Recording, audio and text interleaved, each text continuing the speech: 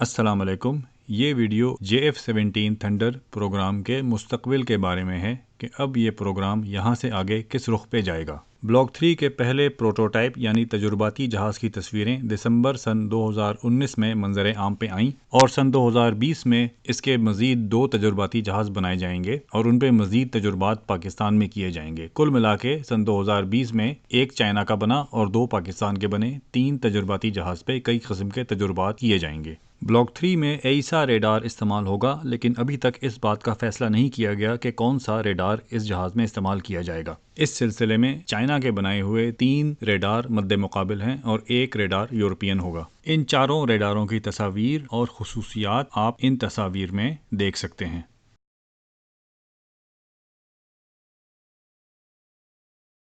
اس کے علاوہ ایک بڑا فیصلہ انجن کے بارے میں بھی ہونا ہے. اب تک پاکستان رشیا کے RD-93 انجن استعمال کرتا رہا ہے اور اب اس کا ایک نیا اور امپرووڈ ورژن RD-93MK کے نام سے دستیاب ہے، جو کہ شاید دسمبر میں چین میں پرواز کرنے والے بلاک 3 کے پروٹوٹائپ میں استعمال ہوا. لیکن اس کے علاوہ چین کا اپنا بنایا ہوا WS-15 انجن بھی اب دستیاب ہے. سن 2020 میں ان دونوں انجنوں پہ مزید تجربات کر کے فیصلہ کیا جائے گا کہ کون سا انجن JF-17 بلاک 3 میں استعمال کیا جائے گا.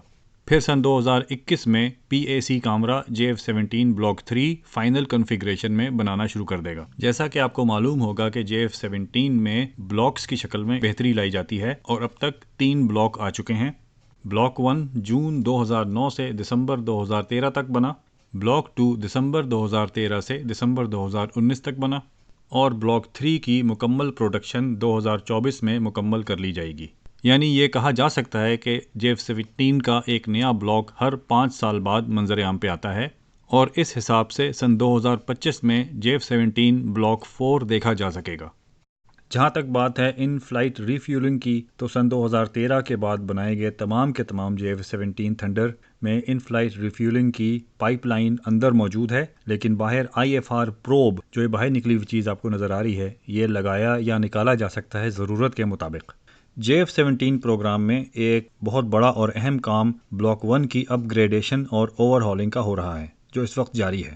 بلاک 1 کی اپ گریڈ اور اوور ہال کا کام اپریل 2019 میں شروع ہوا تھا. ان کے پہلے 2 جہاز چائنا میں اوور ہال ہوئے اور اس کے بعد 7 جہاز PAC کامرا نے اوور ہال اور اپ گریڈ کیے. سن 2020 میں بلاک 1 کے مزید 20 جہاز اوور ہال اور اپ گریڈ ہوں گے. بلاک 1 میں اب کمپوزٹس کا استعمال کیا جا رہا ہے، جو کہ یہاں پہ تصویر میں دیکھا جا سکتا ہے. اوور ہال کے دوران بلاک 1 میں انہی جگہوں پہ کمپوزٹس لگائے جا رہے ہیں جہاں پہ بلاک 3 میں لگائے جا رہے ہیں. بلاک 1 کے تمام جہازوں میں اور بلاک 2 کے پہلے 50 جہازوں میں کمپوزٹس کا بہت کم استعمال کیا گیا تھا. بلاک 2 میں سیریل نمبر 50 سے آگے کمپوزٹس کا استعمال کیا گیا، جو کہ عین ویسا ہی تھا جیسے بلاک 3 میں ہے.